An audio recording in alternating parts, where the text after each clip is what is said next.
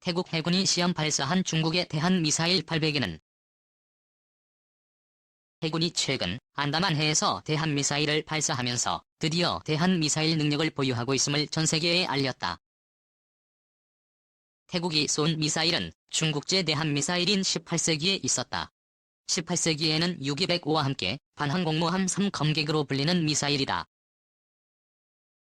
군사 전문 매체 제인스닷컴에 따르면 태국 해군은 지난 5일 안다만해에서 중거리 대한미사일 18A를 처음으로 시험 발사했다. 차오프라야급 호위함인 크라브리함이 미사일을 발사해 100km 떨어진 표적을 정확히 타격한 것으로 알려졌다. 이 함정도 중국 선박공업과 푸둥, 중화조선소가 건조해 수출한 4척의 호위함 중 한 척이다.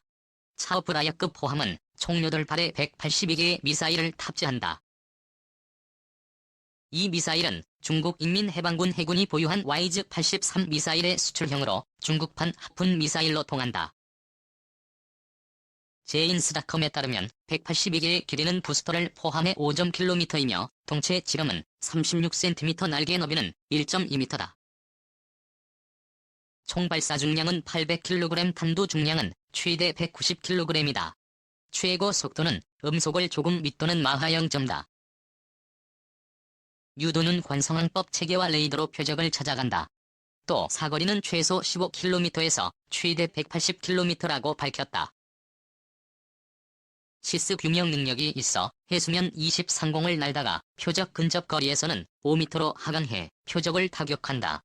카브리함이 발사한 미사일은 유사장갑 관통탄두를 탑재했다고 제인스닷컴은 전했다. 태국 해군은 크라브리함을 포함해 배수량 1924톤인 차오프라야급 호위함 2척 등 호위함 6척, 초계함 1척, 연안 초계정 합법적 고속정 42척, 항공모함 1척, 상륙함 3척 등의 수상 함정을 보유하고 있다. 중 미국 정조준 미 농산물 히토류 위협 전방위 파상 공세. 양국이 지난 1일을 기해 보복 관세를 본격적으로 부과하며 전면전에 돌입하자 중국이 미국을 정조준해 미국 대표 운송업체인 페덱스를 압박하고 히토류 카드마저 언급하며 전방위 파상 공세에 나섰다. 미국이 중국의 정보통신기업 화웨이를 벼랑 끝으로 몰면서 중국을 압박하자 중국은 미국을 대놓고 겨냥한 블랙리스트 기업 제도까지 도입했다. 더구나 중국은 주요 대미 공격 카드 중 하나로 평가되는 농산물 분야에서 미국산 수입액이 70% 가까이 줄었다고 공개한 데 이어 무력 시위 차원에서 보하이만에서 미사일 발사 실험까지 하는 등 대응의 강도를 높이고 있다. 3일 신화통신 등에 따르면 중국 우정당국은 미국 운송업체 페덱스가 화웨이 화물의 목적지를 바꾸는 오류를 범하자 이례적으로 직접 나서 강한 불만을 표명하며 전면 조사에 나섰다. 민간 운송업체의 배송 오류 사안에 대해 중국 당국이 대대적으로 동원된 것은 사실상 이번이 처음이다.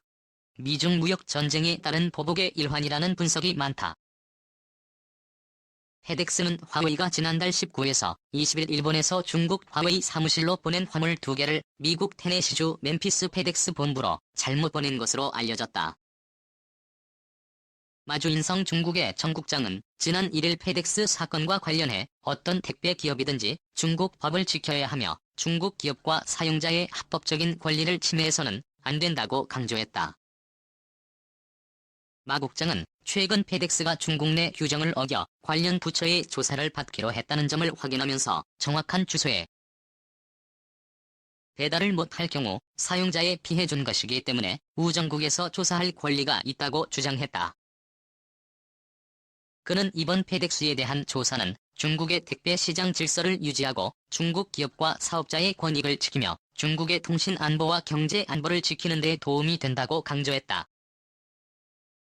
왕성원 중국 상무부 부부장 겸 국제무역협상부 대표도 페덱스 사건에 대해 중국 법을 어기면 조사를 받는 것은 당연하다면서 외국 투자자들은 반드시 중국 법을 지켜라라고 목소리를 높였다. 한 걸음 더 나아가 중국 정부는 지난달 31일 자국 기업의 권익을 침해한 외국 기업의 블랙리스트를 작성하겠다고 밝힌 데 이어 미국을 겨냥한 것임을 보여주는 구체적인 지침까지 공개했다. 정유신 중국 상무부 안보 및 관제국장은 블랙리스트 지정 요건으로 중국 업체를 봉쇄하거나 부품 공급을 중단 또는 처벌하는 외국 기업 및 조직 개인을 지칭했다.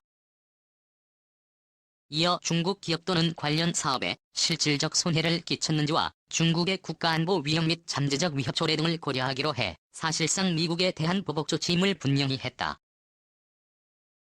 더욱 주목할 점은 중국 고위 관리가 미국의 아킬레스건인 히토류의 수출을 제한해 미국을 압박할 수 있다는 점을 공개적으로 천명했다는 점이다. 왕성원 상무부 부부장은 중국의 히토류 수출 제한 여부에 대해 중국은 전 세계에서 히토류가 가장 풍부한 국가로 히토류가 필요한 다른 나라의 수요를 만족시킬 의향이 있다고 밝혔다.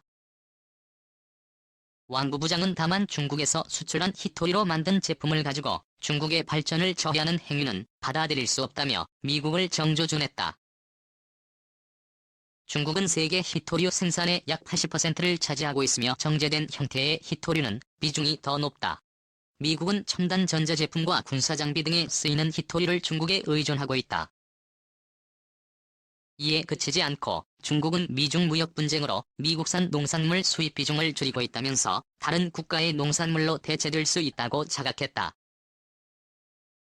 한준 중국 농업농촌부 부부장은 최근 인터뷰에서 지난해 하반기부터 올해 1분기까지 미국의 대중 농산물 수출액은 전년 동기 대비 70% 가까이 줄어 62억 5천만 달러를 기록했다고 밝혔다. 그는 미국이 모든 추가 관세를 취소하지 않으면 대두를 비롯한 양국의 농산물 무역은 정상으로 회복될 수 없다면서 중국 시장을 잃어버리면 시장 점유율을 되돌리기는 어렵다고 위협했다. 중국은 미국의 주요 농산물 수출 대상국 중 하나다. 무역 전쟁이 수면 위로 부상하기 전인 2017년 미국의 대중국 농산물 수출액은 240억 달러를 기록하기도 했다. 중국의 미국을 향한 무역 시위도 강도가 높아지고 있다. 홍콩 명보에 따르면 지난 1일 중국 랴오닝성 해사국은 보하이만 일대의 항행금지 구역을 설정했다. 이후 랴오닝, 삼동 상시 등에서는 긴 꼬리를 가진 발광체가 공중을 날아가는 것을 목격했다는 주민들의 증언이 잇따랐다.